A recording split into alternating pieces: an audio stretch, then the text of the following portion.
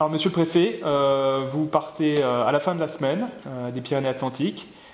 Quel est votre meilleur souvenir, votre plus grande satisfaction après ce passage de 18 mois dans notre département? Écoutez, je crois que le plus grand, le meilleur souvenir, c'est tout simplement le département. Ce département si divers, avec cette richesse de paysages, avec cette montagne somptueuse à laquelle le Réunionnais que je suis ne pouvait qu'être sensible, avec aussi ces paysages, je pense au Pays Basque, qui ont été façonnés par l'homme au fil des siècles et même des millénaires, mais aussi avec ces gens, il faut bien le dire, des gens généreux, attachants, parfois un peu rudes dans la relation, je l'ai connu, mais qui restent effectivement fondamentalement pour moi généreux et attachants, qui m'ont très bien accueilli, c'est quand même important également.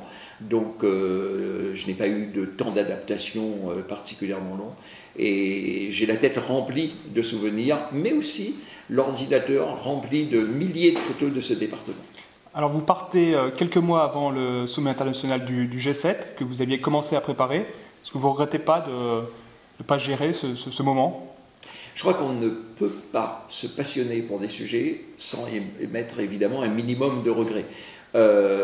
Maintenant, ce départ, il est brutal, parce qu'effectivement j'ai été informé la veille du Conseil des ministres, et pourtant il était en même temps plus ou moins programmé, puisque ça faisait des mois qu'on connaissait l'équation qui était la suivante. On a un G7 au mois d'août, je suis atteint par la limite d'âge au mois de juillet, donc il fallait prendre une décision un peu compliquée quand même, qui était soit de me prolonger pour me permettre de gérer le G7, soit tout simplement d'anticiper et de nommer un successeur avant, et c'est le choix qui a été fait. Évidemment que j'aurais préféré gérer personnellement le G7, puisque je me suis déjà beaucoup investi dans la préparation.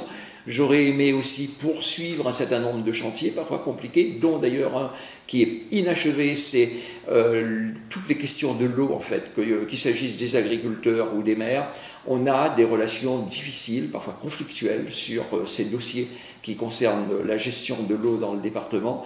J'ai lancé un processus et j'aurais aimé le conduire jusqu'à son terme. Vous resterez aussi le préfet qui a réintroduit 2 ours en Béarn. Est-ce que c'est une fierté pour vous? Alors d'abord, peut-être la fierté du devoir accompli, puisque ce choix, ce n'était pas le mien.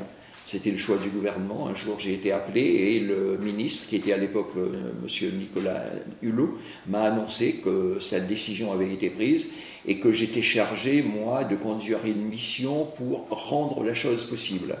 Je crois que je suis quand même fier d'avoir accompli cette mission, d'avoir fait des propositions fortes que je vais d'ailleurs rendre publiques cette semaine pour effectivement d'abord réussir la réintroduction des ours, ce qui a été fait, faire en sorte que leur sécurité soit garantie jusqu'à aujourd'hui, ce qui a été fait, mais aussi, et j'insiste beaucoup là-dessus, préparer toutes les mesures d'accompagnement du pastoralisme, toutes les mesures également de protection des troupeaux pour faire en sorte que la cohabitation se passe le mieux possible.